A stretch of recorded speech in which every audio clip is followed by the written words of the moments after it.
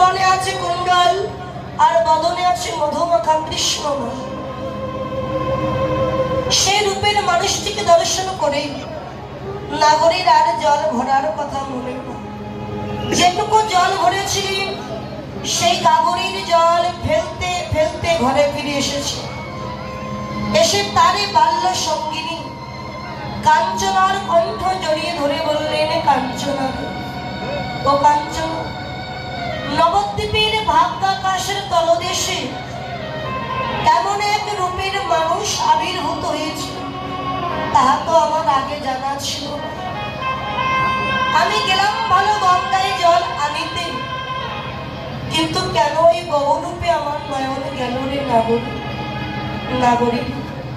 এই জগতে শুধু আমি নয়, যে একবার গৌরব দর্শন করেছে তার জীবন চলে গেলেও সে কখনো কোনোদিন ওই রূপের মানুষটিকে ভুলতে পারে না।